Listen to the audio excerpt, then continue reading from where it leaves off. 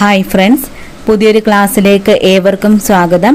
ഇന്നത്തെ ക്ലാസ്സിൽ നമ്മൾ ഇന്ത്യൻ ഭരണഘടനയിൽ നിന്നും state list, union list, concurrent list എന്നിവയെക്കുറിച്ചാണ് പഠിക്കാൻ പോകുന്നത്. ക്ലാസ്സിലേക്ക് കടക്കാം. ഭരണഘടനയുടെ ഏത് പട്ടികയിലാണ് ലിസ്റ്റുകളെക്കുറിച്ച് പ്രതിപാദിക്കുന്നത്? പട്ടിക 7. ഭരണഘടനയുടെ ഏത് പട്ടികയിലാണ് ലിസ്റ്റുകളെക്കുറിച്ച് പ്രതിപാദിക്കുന്നത്? പട്ടിക 7. ഇന്ത്യൻ ഭരണഘടനയിൽ കേന്ദ്ര സംസ്ഥാന ബന്ധങ്ങളെക്കുറിച്ച് പ്രതിപാദിക്കുന്ന ഭാഗം ഏതാണ്? ഭാഗം 11. ഇന്ത്യൻ ഭരണഘടനയിൽ കേന്ദ്ര സംസ്ഥാന ബന്ധങ്ങളെക്കുറിച്ച് പ്രതിപാദിക്കുന്ന ഭാഗം 11 ലിസ്റ്റുകളെക്കുറിച്ച് പ്രതിപാദിക്കുന്ന ഭരണഘടനയിലെ അനുച്ഛേദം ഏതാണ്? ആർട്ടിക്കിൾ 246.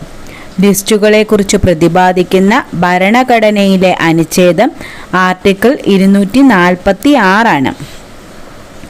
ഭരണഘടനയുടെ 7ാം പട്ടികയിൽ പ്രതിപാദിച്ചിരിക്കുന്ന ലിസ്റ്റുകൾ ഏതെല്ലാമാണ്?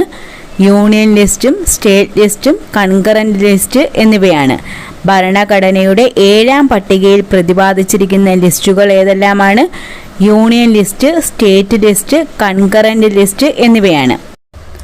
1976 42ാമത്തെ ഭേദഗതിയിലൂടെ സ്റ്റേറ്റ് ലിസ്റ്റിൽ നിന്നും കൺകറന്റ് ലിസ്റ്റിലേക്ക് മാറ്റിയ 5 വിഷയങ്ങൾ ഏതെല്ലാമാണ്?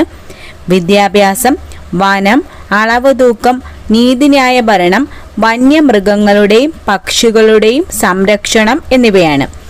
1976 42ാമത്തെ ഭേദഗതിയിലൂടെ സ്റ്റേറ്റ് ലിസ്റ്റിൽ നിന്നും കൺകറന്റ് ലിസ്റ്റിലേക്ക് മാറ്റിയ 5 വിഷയങ്ങൾ ഏതെല്ലാമാണ്? വിദ്യാഭ്യാസം, വനം, അളവ് തൂക്കം, നീതിന്യായ ഭരണം, വന്യമൃഗങ്ങളുടെയും പക്ഷികളുടെയും സംരക്ഷണം എന്നിവയാണ്. യൂണിയൻ ലിസ്റ്റിൽ പ്രതിപാദിച്ചിരിക്കുന്ന കാര്യങ്ങളിൽ നിയമം നിർമ്മിക്കാൻ അധികാരമുള്ളതാർക്കാണ്? പാർലമെന്റിന്. യൂണിയൻ ലിസ്റ്റിൽ പ്രതിപാദിച്ചിരിക്കുന്ന കാര്യങ്ങളിൽ നിയമം നിർമ്മിക്കാൻ അധികാരമുള്ളത് പാർലമെന്റിനാണ്. സ്റ്റേറ്റ് ലിസ്റ്റിൽ പ്രതിപാദിച്ചിരിക്കുന്ന കാര്യങ്ങളിൽ നിയമം നിർമ്മിക്കാൻ അധികാരമുള്ളതാർക്കാണ്? സംസ്ഥാനങ്ങൾക്ക്. സ്റ്റേറ്റ് ലിസ്റ്റിൽ പ്രതിപാദിച്ചിരിക്കുന്ന കാര്യങ്ങളിൽ നിയമം നിർമ്മിക്കാൻ അധികാരമുള്ളത് സംസ്ഥാനങ്ങൾക്കാണ്. പാർലമെന്റിനും സംസ്ഥാനങ്ങൾക്കും നിയമം നിർമ്മിക്കാൻ അധികാരമുള്ളത് ഏത് ലിസ്റ്റിലാണ്? കൺകറന്റ് ലിസ്റ്റിൽ. പാർലമെന്റിനും സംസ്ഥാനങ്ങൾക്കും നിയമം നിർമ്മിക്കാൻ അധികാരമുള്ളത് കൺകറന്റ് ലിസ്റ്റിലാണ്. 3 ലിസ്റ്റുകളിലും പറഞ്ഞിട്ടില്ലാത്ത കാര്യങ്ങളിൽ നിയമം നിർമ്മിക്കാനുള്ള പാർലമെന്റിന്റെ അധികാരം അറിയപ്പെടുന്ന പേരെന്താണ്? അവശിഷ്ടാധികാരം എന്നാണ്. 3 ലിസ്റ്റുകളിലും പറഞ്ഞിട്ടില്ലാത്ത കാര്യങ്ങളിൽ നിയമം നിർമ്മിക്കാനുള്ള പാർലമെന്റിന്റെ അധികാരം അറിയപ്പെടുന്ന പേര് അവശിഷ്ടാധികാരം എന്നാണ്. അവശിഷ്ടാധികാരത്തെക്കുറിച്ച് പരാമർശിക്കുന്ന ഭരണഘടനയുടെ അനുച്ഛേദം ഏതാണ്? ആർട്ടിക്കിൾ 248. അവശിഷ്ടാധികാരത്തെക്കുറിച്ച് പരാമർശിക്കുന്ന ഭരണഘടനയുടെ അനുച്ഛേദം ആർട്ടിക്കിൾ 248. സൈബർ നിയമങ്ങൾ പാർലമെന്റിന്റെ ഏത് അധികാരത്തിലാണ് ഉൾപ്പെടുന്നത്? അവശിഷ്ടാധികാരത്തിൽ. സൈബർ നിയമങ്ങൾ പാർലമെന്റിന്റെ ഏത് അധികാരത്തിലാണ് ഉൾപ്പെടുന്നത്? അവശിഷ്ടാധികാരത്തിൽ. യൂണിയൻ ലിസ്റ്റിൽ ഉൾപ്പെടുന്ന പ്രധാന വിഷയങ്ങൾ ഏതൊക്കെയാണ്? പ്രതിരോധം, വിദേശകാര്യം, റെയിൽവേ, തപാൽ, പോസ്റ്റ് ഓഫീസ്, ലോട്ടറി, കസ്റ്റംസ് തീരുവ, ഇൻഷുറൻസ്, ബാങ്കിംഗ് എന്നിവയാണ്. യൂണിയൻ ലിസ്റ്റിൽ ഉൾപ്പെടുന്ന പ്രധാന വിഷയങ്ങൾ ഏതൊക്കെയാണ്? പ്രതിരോധം, വിദേശകാര്യം, റെയിൽവേ, തപാൽ, പോസ്റ്റ് ഓഫീസ്, ലോട്ടറി, കസ്റ്റംസ് തീരുവ, ഇൻഷുറൻസ്, ബാങ്കിംഗ് എന്നിവയാണ്. സെൻസസ്, പൗരത്വം എന്നിവ ഭരണഘടനയുടെ ഏത് ലിസ്റ്റിലാണ് ഉൾപ്പെടുന്നത്? യൂണിയൻ ലിസ്റ്റിൽ. സെൻസസ്, പൗരത്വം എന്നിവ ഭരണഘടനയുടെ യൂണിയൻ ലിസ്റ്റിലാണ് ഉൾപ്പെടുന്നത്. സ്റ്റേറ്റ് ലിസ്റ്റിൽ ഉൾപ്പെടുന്ന പ്രധാന വിഷയങ്ങൾ ഏതൊക്കെയാണ്? ക്രമസമാധാനം, പോലീസ്, ജയിൽ, തദ്ദേശ സ്വയംഭരണം, പൊതുജനാരോഗ്യം, കൃഷി, ഫിഷറീസ്, ഭൂനികുതി എന്നിവയാണ്. സ്റ്റേറ്റ് ലിസ്റ്റിൽ ഉൾപ്പെടുന്ന പ്രധാന വിഷയങ്ങൾ ഏതൊക്കെയാണ്? ക്രമസമാധാനം, പോലീസ്, ജയിൽ, തദ്ദേശ സ്വയംഭരണം, പൊതുജനാരോഗ്യം, കൃഷി, ഫിഷറീസ്, ഭൂനികുതി എന്നിവയാണ്. വിദ്യാഭ്യാസം ഉൾപ്പെടുന്നത് ഏത് ലിസ്റ്റിലാണ്? കൺകറന്റ് ലിസ്റ്റിൽ. വിദ്യാഭ്യാസം ഉൾപ്പെടുന്നത് കൺകറന്റ് ലിസ്റ്റിലാണ്. കൺകറന്റ് ലിസ്റ്റിൽ ഉൾപ്പെടുന്ന പ്രധാന വിഷയങ്ങൾ ഏതൊക്കെയാണ്? ഇലക്ട്രിസിറ്റി, വനം, വില നിയന്ത്രണം, ജനസംഖ്യാ നിയന്ത്രണം, കുടുംബാസൂത്രണം, നീതിന്യായ ഭരണം, ക്രിമിനൽ നിയമങ്ങൾ എന്നിവയാണ്. കൺകറന്റ് ലിസ്റ്റിൽ ഉൾപ്പെടുന്ന പ്രധാന വിഷയങ്ങൾ ഏതൊക്കെയാണ്? ഇലക്ട്രിസിറ്റി, വനം, വില നിയന്ത്രണം, ജനസംഖ്യാ നിയന്ത്രണം, കുടുംബാസൂത്രണം, നീതിന്യായ ഭരണം, ക്രിമിനൽ നിയമങ്ങൾ എന്നിവയാണ്. യൂണിയൻ ലിസ്റ്റിൽ ഇപ്പോൾ എത്ര വിഷയങ്ങളാണുള്ളത്? 98. യൂണിയൻ ലിസ്റ്റിൽ ഇപ്പോൾ 98 വിഷയങ്ങളാണുള്ളത്. യൂണിയൻ ലിസ്റ്റിന്റെ തുടക്കത്തിൽ എത്ര വിഷയങ്ങളാണ് ഉണ്ടായിരുന്നത്? 97. യൂണിയൻ ലിസ്റ്റിൽ തുടക്കത്തിൽ 97 വിഷയങ്ങളാണ് ഉണ്ടായിരുന്നത്.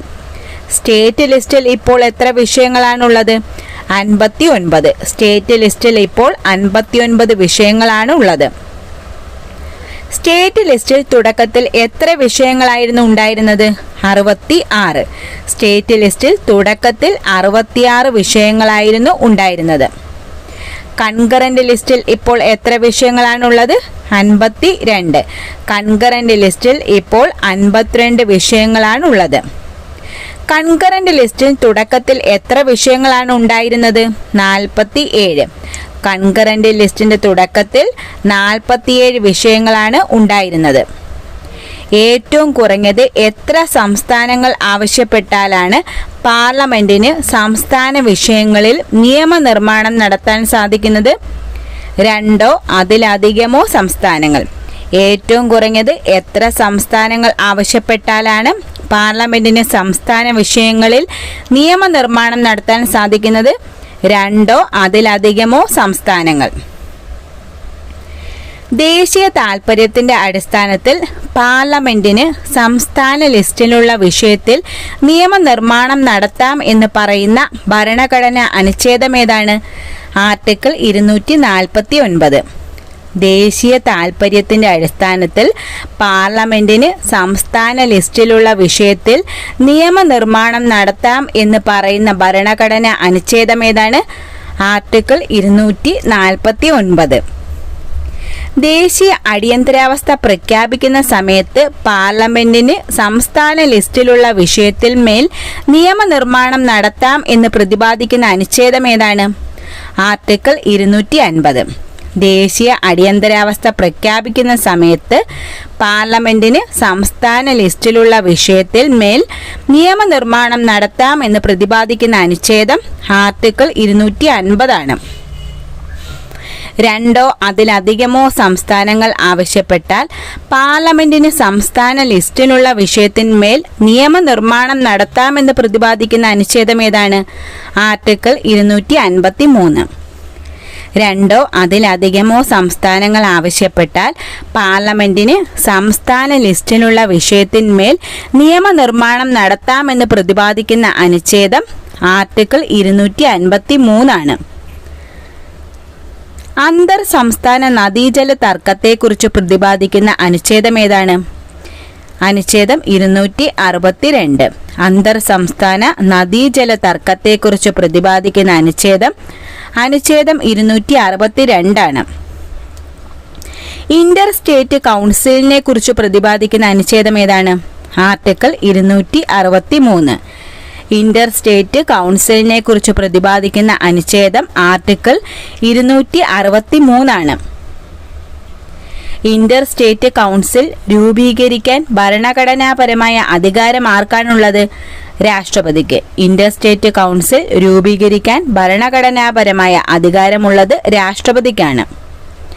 അവശിഷ്ടാധികാരം എന്ന ആശയം ഇന്ത്യ കടമെടുത്തിരിക്കുന്നത് ഏത് രാജ്യത്തു നിന്നുമാണ്? കാനഡയിൽ നിന്നും. അവശിഷ്ടാധികാരം എന്ന ആശയം ഇന്ത്യ കടമെടുത്തിരിക്കുന്നത് കാനഡയിൽ നിന്നുമാണ്. ഇന്ത്യയിൽ ആദ്യമായി ഇന്റർ സ്റ്റേറ്റ് കൗൺസിൽ രൂപീകരിച്ചത് ഏത് കമ്മീഷന്റെ ശുപാർശ പ്രകാരമാണ്? സർക്കാരിയ കമ്മീഷൻ.